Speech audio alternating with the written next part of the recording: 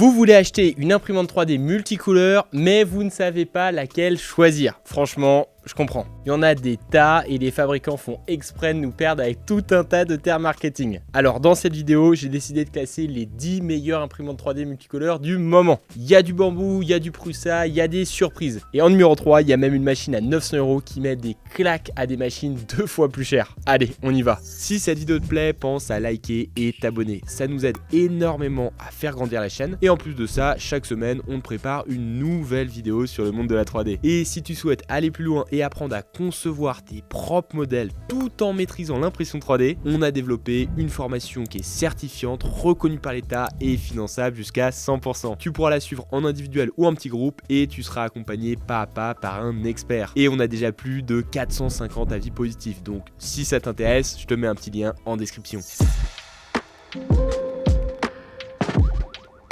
Bon, avant de balancer le classement, il y a deux notions pour que tout le monde suive. Parce que en multicolore, en réalité, il y a deux grandes familles de machines. La première, c'est des machines à une seule buse, avec un boîtier de bobine à côté. On appelle ça l'AMS chez Bamboo, on appelle ça le CFS chez Creality ou encore l'ACE chez Anycubic. En fait, à chaque changement de couleur, la machine doit vider l'ancien filament avant de charger le nouveau. Ça, c'est ce qu'on appelle la purge. Et cette dernière va produire des petits boudins de plastique qu'on appelle les poupes. Et ils s'accumulent ensuite derrière la machine. C'est un système qui est simple, éprouvé, mais très gourmand en filaments. La deuxième famille, c'est les machines à changement d'outils. Là, il y a plusieurs têtes, chacune avec sa buse et son filament. L'avantage, c'est qu'on n'a plus besoin de purger, on change carrément d'outil. Et là, il y a deux sous-écoles. Soit les changeurs actifs, donc chaque tête est complètement autonome de son extrudeur, ça chauffe et ça reste prêt à imprimer. La machine attrape une tête, la repose, en prend une autre. C'est ultra rapide, mais chaque tête embarque de la mécanique et de l'électronique, donc ça coûte plus cher. Et sinon, on a le changeur passif, les têtes sont en attente, sont bêtes, sans électronique, et c'est la tête principale qui vient les chercher et qui remet la buse en température au moment de la saisir. C'est moins cher, c'est plus simple, et on peut en empiler énormément. Mais chaque changement demande de réchauffer la buse. En tout cas, gardez ça en tête, on va se servir de ces différentes notions tout au long de la vidéo.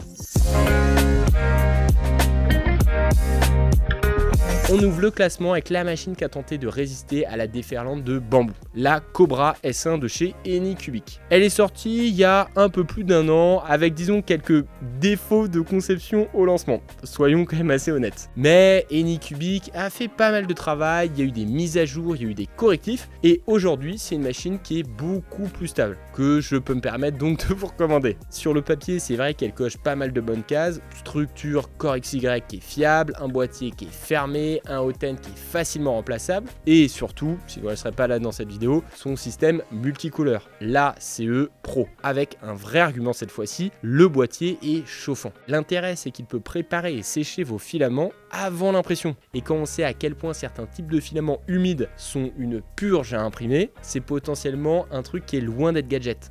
Après, si elle est dixième, c'est qu'elle a quand même pas mal de faiblesses. Déjà, c'est une machine à une seule buse, donc de la purge à chaque changement de couleur. Et en plus de ça, on a un firmware qui est vraiment fermé et verrouillé par la marque. Et à la limite, ça serait un bon firmware, ça serait pas trop grave. Là, l'expérience utilisateur est quand même assez limite. Le verdict, je dirais que c'est une alternative crédible à une Bamboo P1S avec un tarif très agressif, 429 €. Et si on la passe en combo, donc 4 couleurs, 668 €. Puis à 8 couleurs avec un deuxième ACE Pro qu'on peut rajouter. Ok, je comprends, c'est pas la plus excitante de stop, mais fallait bien quelque chose pour démarrer.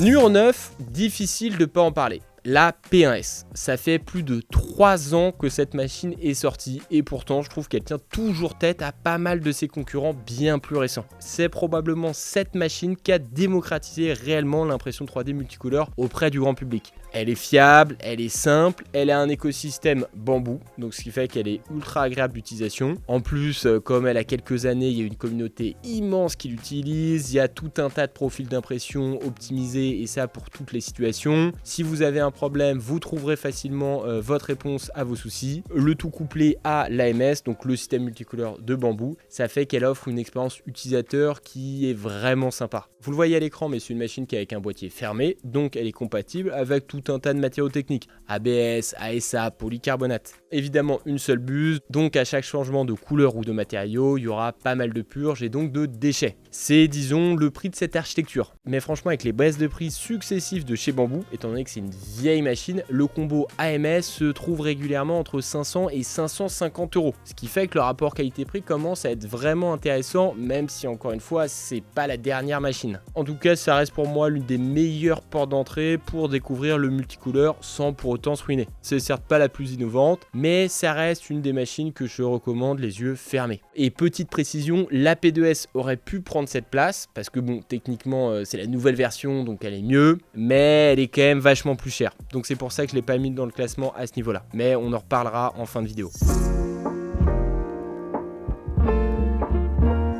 Flashforge, c'est une marque qui est capable du meilleur comme du pire. Là, pour une fois, ils ont pris leur temps. Ils ont regardé ce que faisait la concurrence, ils s'en sont inspirés et ils ont sorti leur première imprimante multitête avec quand même un petit peu de retard. Mais le principal, c'est qu'elle fonctionne. Et surtout, elle fonctionne même très bien. Je suis d'ailleurs actuellement en train de préparer une review dessus. Et je trouve que cette machine, c'est pour une fois une vraie montée en gamme de la part du fabricant chinois. C'est la machine, disons, haut de gamme de la marque. Il y a 4 têtes indépendantes avec un changement actif nommé système Flash Swap. En gros, c'est un système multi-tête, mais qui est vraiment bien pensé. Le résultat avec ce système, est bien quasiment zéro purge. Et des impressions 3D multicolores annoncées jusqu'à 5 fois plus rapides qu'un système monobuse. Classique, par exemple, les 2 machines qu'on a vues juste avant. Vous voyez à l'écran, mais la machine est entièrement fermée, avec une chambre active chauffée jusqu'à 65 degrés. Et ça change tout. Ça signifie que l'ABS, l'ASA, le polycarbonate, le nylon, même des filaments chargés en fibre, pourront vraiment s'imprimer de manière assez simple. Ou du moins avoir des rendus de qualité assez simplement. Et en prime, la machine est équipée d'un filtre HEPA, c'est toujours une bonne chose pour la santé.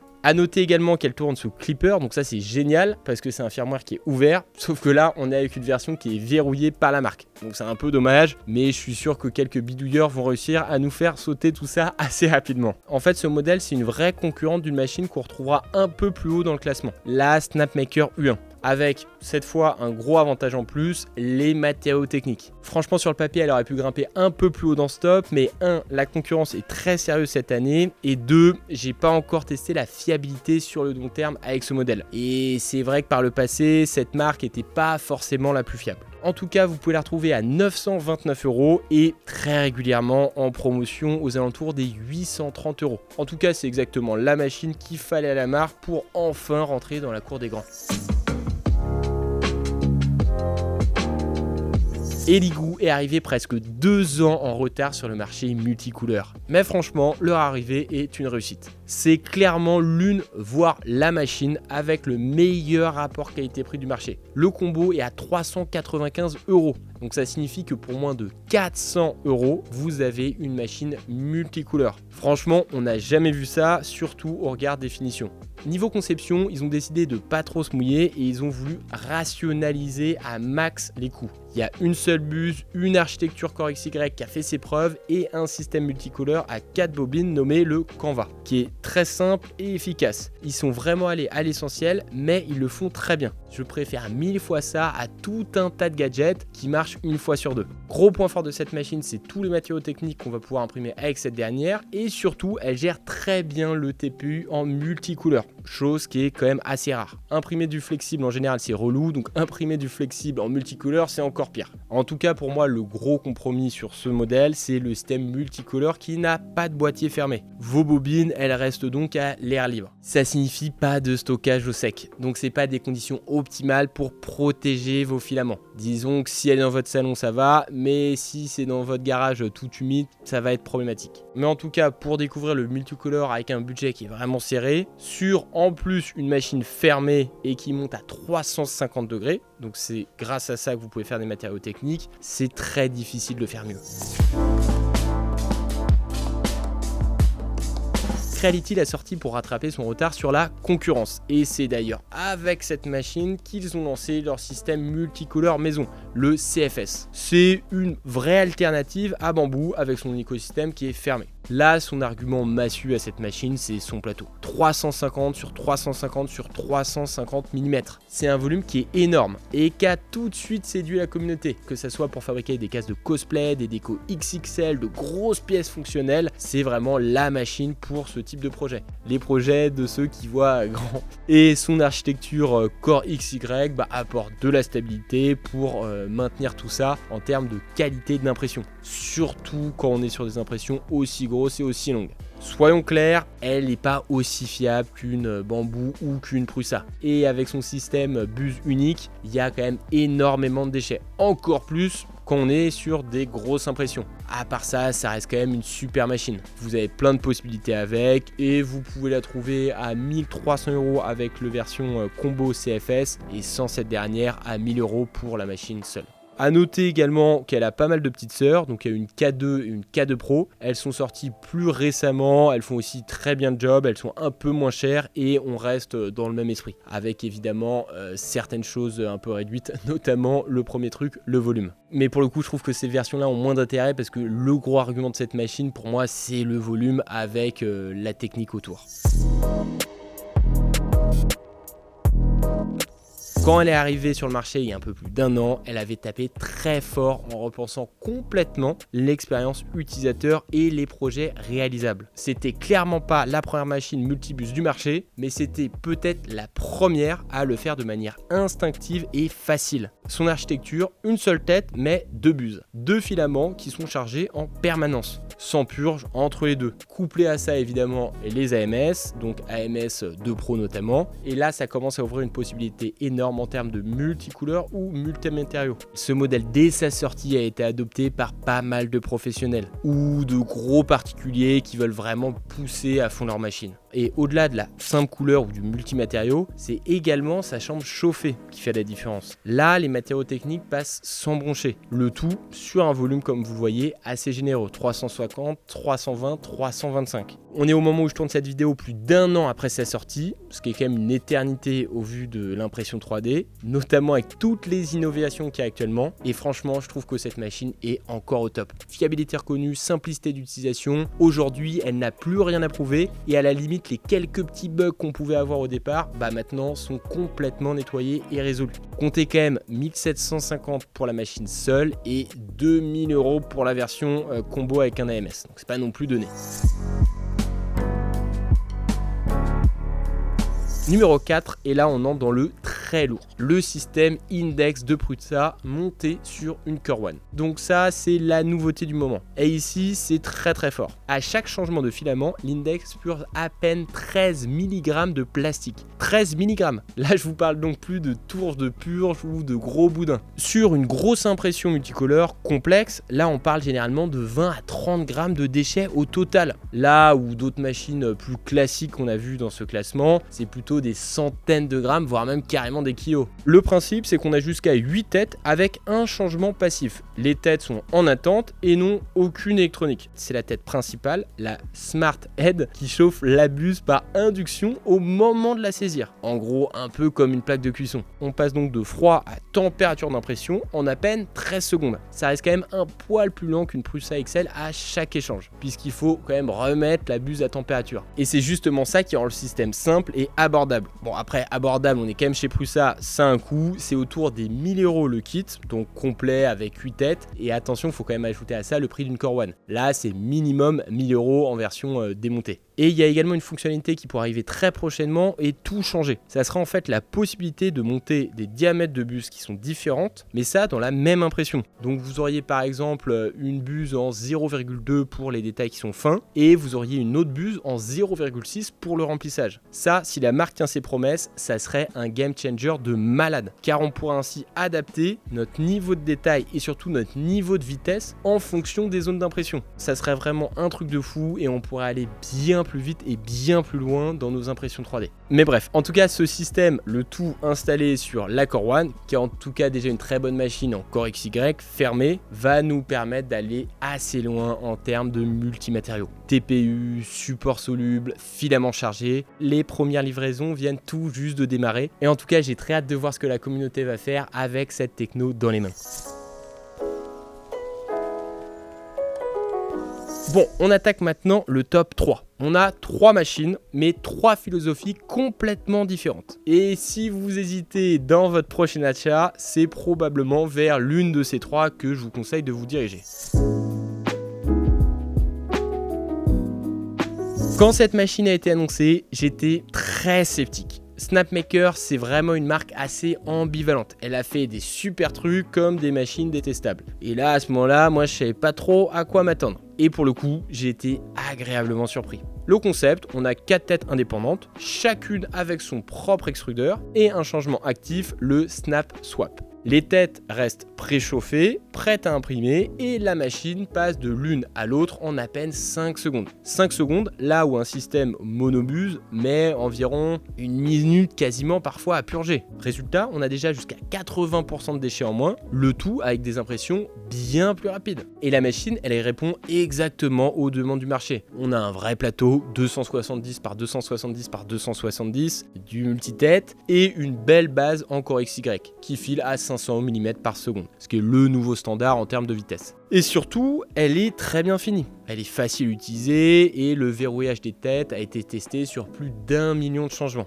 Pour moi, le gros point faible de cette machine, c'est qu'elle est livrée sans capot. Donc en sortie de boîte, on reste cantonné sur du PLA, PETG, TPU. Bon, ok, le capot est en option si vous voulez imprimer des matériaux techniques, mais sur le coup, c'est quand même un peu relou. Après, faut pas oublier que c'est une machine à 849 €. Donc pour découvrir le multicouleur performant avec un vrai changeur d'outils actif, ça reste quand même honnête. Et à ce prix-là, personne ne fait mieux. Ici, on a une très belle machine et c'est sûrement sur laquelle les vrais printers vont prendre le plus de plaisir à travailler. Déjà, on aura la partie montage, elle arrive en kit, donc faut quand même compter une grosse journée de travail. Je sais que ça peut en déranger certains, notamment les débutants parce que c'est quand même un peu compliqué ou les pros parce qu'ils n'ont pas de temps à perdre, mais pour un particulier, l'avantage c'est qu'on comprend vraiment l'intérieur de sa machine. Ensuite, on a le système multitête de Prusa qui reste à mes yeux l'un des plus aboutis du marché. On a un changement qui est actif, chaque tête est complètement autonome, toujours prête, de 1 à 5 têtes, donc ça c'est en fonction de vos besoins et de votre budget surtout, et on a une vraie fiabilité à la Prusa. Cette marque est quand même connue pour ça, la fiabilité, et au-delà de tout ce qui est multicolore, c'est également une bête en multimatériaux, rigide et flexible dans la même pièce, support soluble, filament technique, chaque tête va en fait garder son matériau, et ça sans contamination. Mais voilà, le problème c'est que tout ça, ça a quand même un prix, comptez autour des 3700 € en version 5 têtes. Et pourtant je vous promets, Prusa a baissé ses tarifs de 300 € en 2026. C'est pour vous dire à quel point quand elle est sortie, elle était quand même ultra chère. Mais bon, ça reste du Made in Europe, ce qui est quand même devenu rarissime dans le secteur de l'impression 3D. Et ça mérite d'être souligné. Et il y a une annonce ici qui me rend très curieux. Prusa a annoncé que le système multitête pourrait accueillir des outils qui ne sont pas liés au FDM. Genre une tête d'impression silicone ou un outil pick and place. Donc un outil capable de déposer automatiquement des aimants ou de la visserie. Et ça directement dans nos impressions 3D. Si ça sort, la XL ne serait plus simplement une imprimante 3D. Non, ça sera en fait une petite usine de bureau. Ça serait un truc de ouf. Et le numéro 1, la Bamboo Lab H2C. Clairement, c'est le top. Son cœur ici, c'est le système Vortex. C'est en fait un système finalement à contre-courant de tout ce qu'on a vu jusqu'ici. Au lieu de changer de tête complètement, la machine ne change que les hot-ends. On a en fait 6 hot-ends interchangeables sur un rack qui est fixé par des aimants. Ces derniers sont chauffés par induction en à peine 8 secondes pour passer de froid à température d'impression. Plus on a un 7e hot-end qui est fixé sur la gauche. Donc on a 7 matériaux dans une même pièce avec très peu de purge. Et les chiffres ici ils sont violents. Sur un même modèle à 6 couleurs, la H2C génère environ 530 grammes de déchets, là où une H2D a produit plus de 3 kg. Ajoutez à ça la possibilité d'empiler plusieurs AMS pour arriver jusqu'à 24 bobines. Et ensuite, on est sur du bambou, donc avec une calibration et une automatisation parmi les meilleurs du marché, la fiabilité, l'écosystème confortable, l'application, les profils, etc., etc. Ici, vous sortez la machine de votre carton et ça imprime. On a une chambre chauffée à 65 degrés, une buse jusqu'à 350 degrés et techniquement, ça pose aucun problème. Le tarif, 2249 € en version combo. Ok, c'est un budget, mais c'est vraiment pour ceux qui veulent faire du multicouleur le plus abouti du moment, sans aucun compromis sur la simplicité. C'est elle le boss final du classement. Bon, avant de conclure, je voulais juste vous présenter rapidement quelques petites mentions honorables, car il n'y avait pas la place dans ce classement. Je vous avais rapidement parlé de la PE2S qui a tous les avantages de l'écosystème bambou, à partir d'environ 470 € sans l'AMS. C'est en gros la grande sœur de la P1, mais si vous l'avez déjà, je suis pas sûr que ça soit nécessaire de la changer. Et ensuite, on a la X2D. Là, c'est pour des impressions plus techniques et ça a pas mal des avantages de la H2D, sans pour autant certains de ses inconvénients et son encombrement. Et le tout à 849 €. Et après, on a la 1, là c'est vraiment la moins chère, c'est la porte d'entrée. Vous pouvez faire du multicouleur à partir de 350 € en version combo. C'est parfait pour commencer et imprimer des pièces assez simples en PLA. Voilà pour ce top 10 des imprimantes 3D multicolores du moment. Évidemment, tout ça, c'est d'après moi. Moi, je suis curieux de connaître votre opinion en commentaire. Est-ce que d'après vous, j'étais trop dur avec certaines ou au contraire, j'étais trop tendre? Les commentaires sont faits pour ça. Et dans tous les cas, dès que de nouvelles machines sortent, nous, on vous prépare des reviews aux petits oignons. Allez, à très vite. Désormais, tu sais tout. Et si tu veux aller plus loin et concevoir tes propres modèles 3D, clique sur le lien en description et abonne-toi pour découvrir toutes nos prochaines vidéos. Et moi, je te dis à très vite.